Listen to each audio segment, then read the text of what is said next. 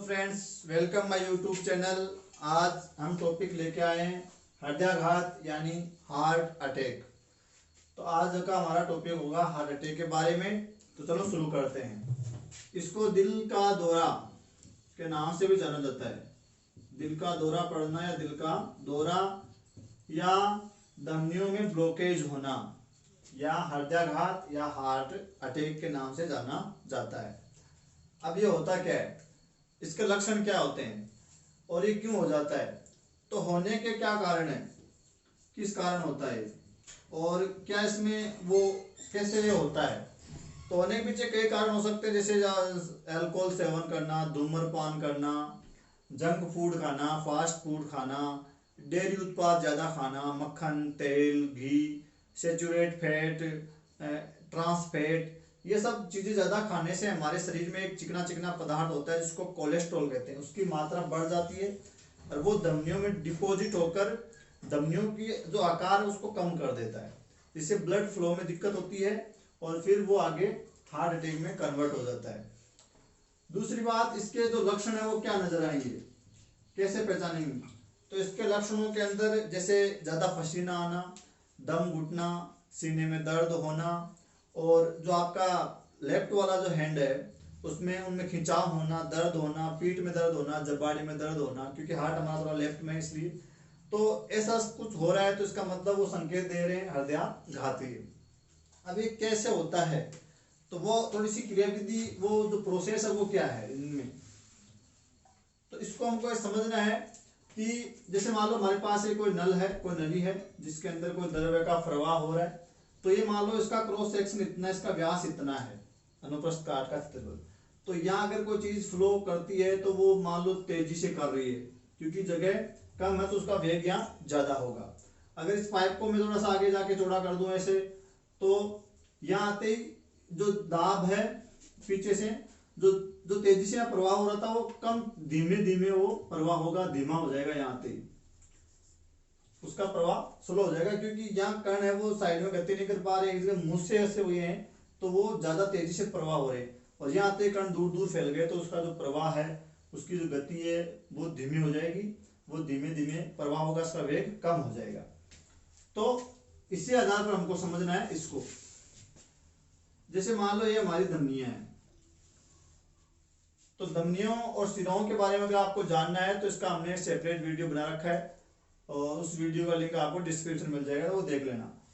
धमनी की जो दीवार होती है वो 3 लेयर से बनी होती है, ऐसे 3 लेयर होती है, बाह्य कंचुक, मध्य कंचुक और अंतः कंचुक। अंतः जो कंचुक होती है वो एकदम कांच की तरह चिकनी होती है, तो वो किसी चीज को नॉर्मली चिपकने नहीं देती है, वो हर चीज को ऐसे फ्लो होता रहता है। लेकिन हमारे जो ब्लड है उसमें कोलेस्ट्रॉल होता है।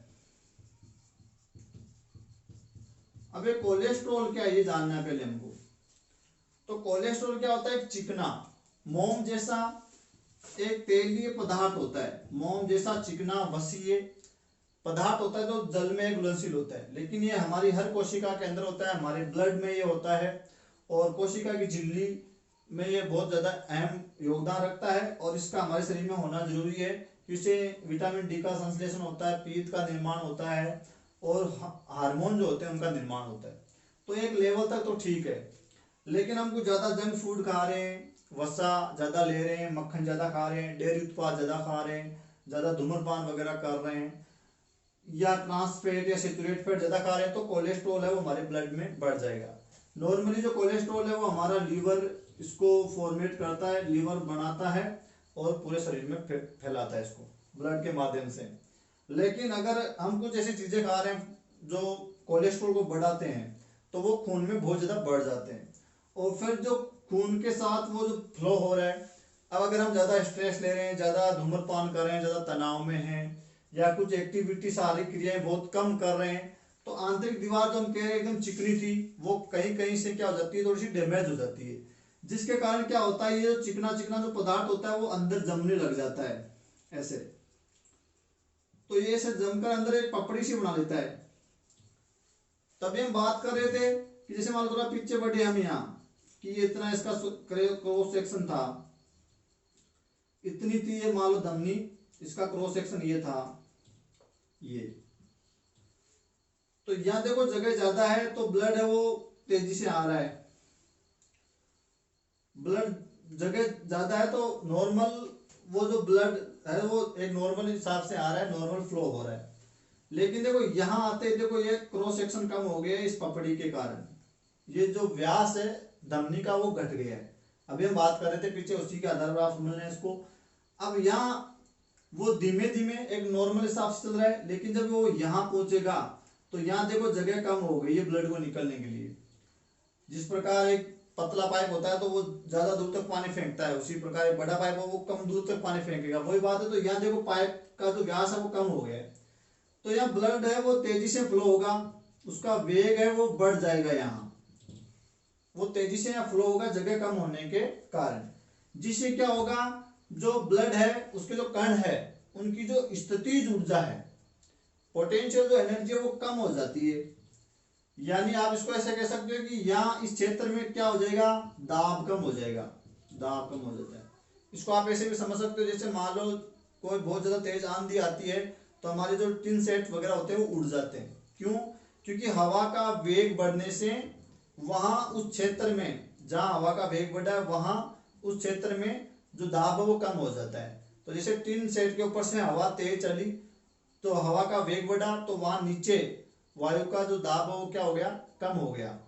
और टिन सेट के नीचे वो प्रॉपर पहले वाला जितना ही दाब लग रहा है और ऊपर हो गया दाब कम, और वो टिन सेट को उड़ा के नीचे वाला दाब लगेगा, टिन सेट वगैरह उड़ जाएंगे। तो वही बात यहाँ है कि तेजी से फ्लो हुआ और उसका वेग बढ़ गया, जिससे क्या हुआ, वहां दाब कम हो गया, अंदर वाला दाब कम हो गया, जो ब्लड इस दीवार पर लगा रहा था, धमनी की दीवार पर लगा रहा था। दाब कम होने से यहाँ तो दाब कम हो गया, लेकिन बाहर तो दाब प्रॉपर उतना का उतना ही लग रहा है, अंदर हो गया दाब है वो हो गया कम। जिससे क्या होगा कि ये जो धमनी है वो ऐसे पिचक जाएगी, ऐसे पिचक के ऐसे चिपक जाएगी वो, और कुछ क्षण के लिए जो हृदय की ओर जो ब्लड जा रहा है वो रुक जाएगा कुछ क्षण के लिए। अब लगातार पीछे से ब्लड तो आ रहा है और उसका दाब लगेगा और ये जो पिचकी हुई है धमनी वो वापस खुल जाएगी, थोड़ी सी खुल गई और ब्लड निकल गया। तो यहाँ देखो सेक्शन और भी कम हो गया है। अब यहाँ जब ब्लड निकलेगा तो उसका जो वेग है वो और ज्यादा बढ़ जाएगा, यानी वो और ज्यादा तेजी से गति करेगा, जिससे क्या है यहाँ का दाब फिर से कम हो जाएगा, तो ये फिर से चिपक जाएगी। जिससे क्या होगा कि जो ये हमारी धमनी वो फटफड़ाने लग जाती है, कभी चिपकती है कभी खुलती है, कभी पिचकती है कभी खुलती है, ये दाब के और इस वेग में अंतर के कारण। जिससे क्या होता है, जो फड़फड़ाने से क्या होता है, ये जो अंदर जो पपड़ी जमी हुई है वो यहाँ से अगर छूट गई, निकल गई, यहाँ से अलग हो गई तो वो ब्लड में आ जाएगी, और वो ब्लड में फ्लो होती हुई, जैसे मान लो ब्लड हृदय की ओर जा रहा है तो ये बड़ी धमनी है, फिर वो छोटी धमनी में बदलेगी, फिर वो धमनिका में बदलेगी, तो आगे जाते जाते ये बहुत ही पतली लाइन या पतली नलिका बना लेगी, जिसको धमनिकाएं कहते हैं। और ये जाती है हृदय की ओर जा रही है, और हृदय की जो मांसपेशियां उसको ऑक्सीजन सप्लाई कर रही है, और वो जो पपड़ी यहाँ तो जगह ज्यादा है तो वो फ्लो कर रही है, लेकिन जैसे यहाँ छोटी धमनी में धमनिका में आएगी तो वो यहाँ फंस जाएगी, जो हृदय की ओर जा रही है। हृदय वो जो ब्लड सप्लाई कर रही है, उनकी मांसपेशियों को ब्लड जो ऑक्सीजन सप्लाई कर रही है, ब्लड सप्लाई कर रही है, पोषक तत्व सप्लाई कर रही है। अब वो यहाँ फंस गई तो मांसपेशियों को ऑक्सीजन नहीं मिलेगी, उनको ऊर्जा नहीं मिलेगी, और हृदय की जो मांसपेशियों के कारण हृदय है वो ऐसे धड़कता है, बीट करता है, और यहाँ ब्लॉकेज होने से उसको ये चीजें बंद हो जाएगी, और उसकी मांसपेशियों को ऑक्सीजन नहीं मिलने से वो कार्य करना बंद कर देगी, हृदय धड़कन वो है धीमी पड़ के, और वो क्या हो जाएगा, हृदयाघात हो जाएगा, और अगर ट्रीटमेंट वक्त पर नहीं मिला तो आदमी की मृत्यु भी हो सकती है। तो इस प्रकार है वो हृदयाघात आता है, हार्ट अटैक आता है। तो आशा करता हूँ आपके समझ में आया होगा। ऐसे कुछ इंटरेस्टिंग वीडियो जानने के लिए हमारे चैनल को सब्सक्राइब कीजिए, वीडियो को लाइक कीजिए, कमेंट्स कीजिए, शेयर कीजिए। धन्यवाद।